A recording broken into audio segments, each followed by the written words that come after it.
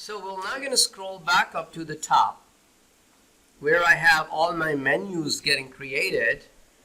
Right above that, I'm going to add another comment called Popup menu.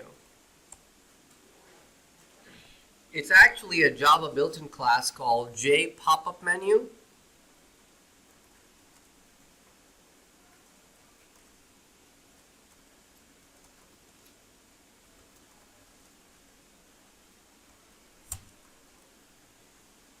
So you organize your imports.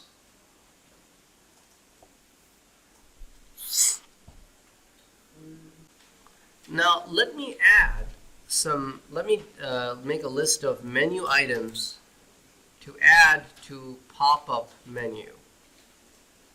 So let me say list of menu items. So J menu item called max menu item equals to new J menu item maximize.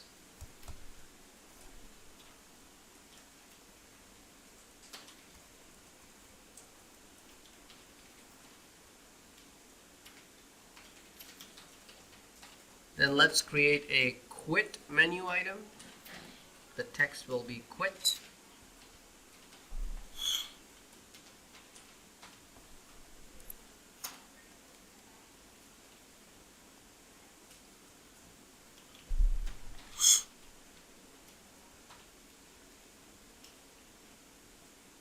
Okay, those are the two menu items that I'm going to add to my pop-up menu. Got it? Now, let's scroll down to where we can add this. So, right after all of the menu bar stuff is done, right before all the properties of the frame, this is where I'm going to write my pop-up menu code.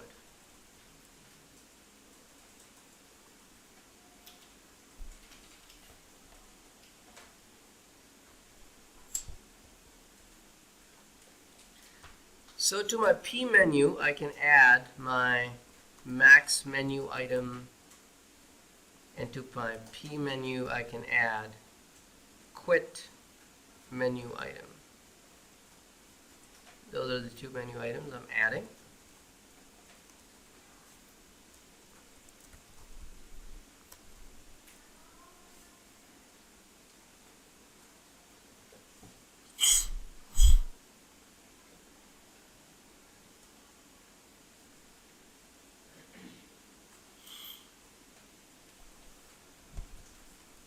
Event handling for each pop-up menu item.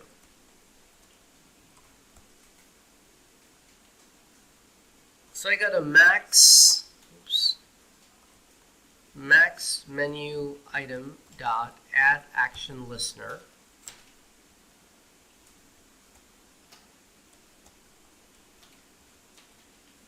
New action event, the new action listener.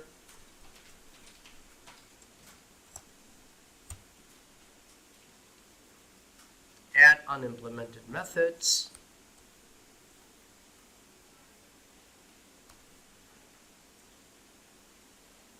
Changing the action event object to E.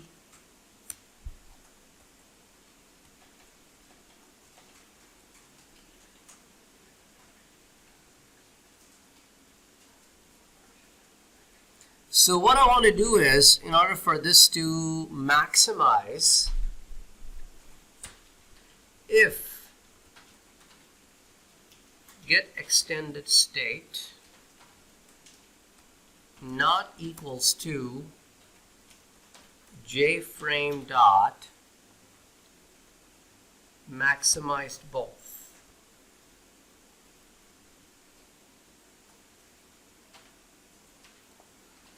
Maximized both basically is a constant that tells you if the frame is horizontally and vertically fully maximized. And get extended state basically returns a value which it matches against maximize both. So if they're not equal, then we want to be able to maximize the frame. So we'll say set extended state to jframe dot maximize both. So if it is not maximized, then maximized it.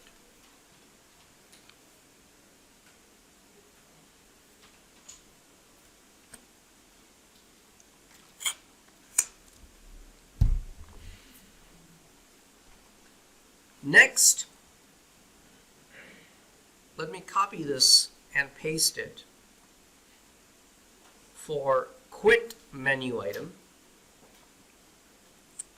For quit menu item, instead of going through all of these if conditions, I'll simply say system.exit 0.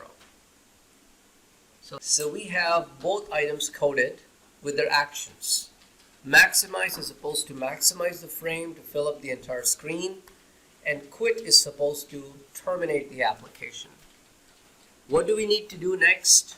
We need to now write the code so that when somebody clicks on the frame, a pop-up menu shows up. Okay, so we need to add that event. So clicking on the frame, is that a mouse event or a keyboard event? Mouse event.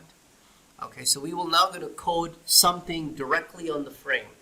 So when you code something directly on the frame, how is it different from, let's say, adding an action to menu item? When you add an action to menu item, you say menu item dot add action listener, right? Or add mouse listener. If you want to add something directly on JFrame, how would you do that? You're already in the constructor of the JFrame, so you don't have to say JFrame dot. Rather, what you need to say is add. You directly start with add. Similarly, notice all these setters. I directly started with set because I'm already in the frame. I don't need to give the frame reference. So since I'm already there, I can say add mouse listener, new mouse adapter.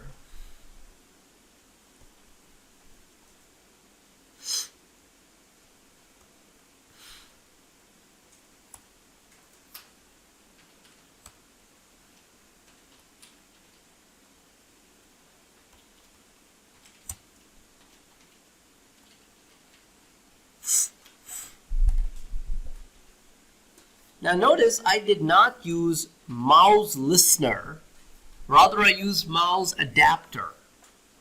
Correct? You have not seen mouse adapter class being used yet. You don't even know what an adapter class is. So let me explain to you what an adapter class is. In order for you to understand the adapter class, if I were to code mouse listener, how many methods would I have to override?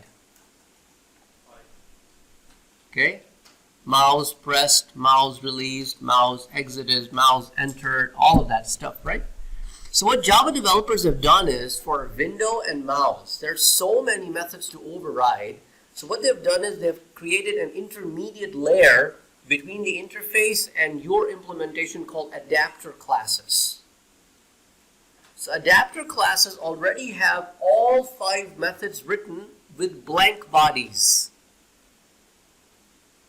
Okay, so now if you create an instance of mouse adapter class, you only override the method that you wish to override. The rest automatically get the blank copies transported over. Because you are creating an unnamed inner class. So whatever is in the class automatically gets transferred here. And then you can override what you want to override. So adapter classes are used by Java developers for that reason, that they want to hide some of the details and save themselves from having to write so many crazy methods. So we're going to now say public void. We only want to code mouse released.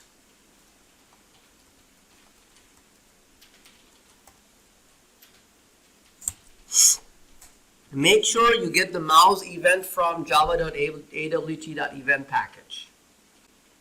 Which mouse button is right click? Left, middle, right. So it is 3. Left, middle, right. So it is 3.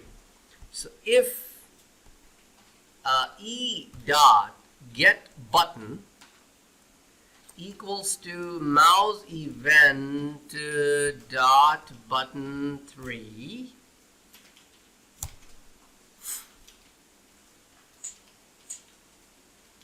what should I do when somebody right click on the frame? Bring the pop-up menu, right? So what is the name of my pop-up menu? Pmenu dot show. Where should I show it? I must show it on the component that it was clicked, and I must record the X and the Y location where I want this to be shown. So wherever my mouse pointer it clicks, that is the location where the pop-up menu gets shown.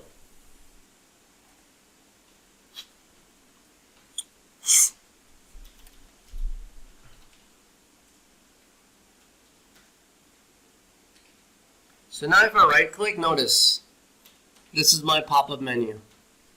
If I click on maximize, notice it automatically maximizes the whole window. If I right click and quit, it just terminates the application.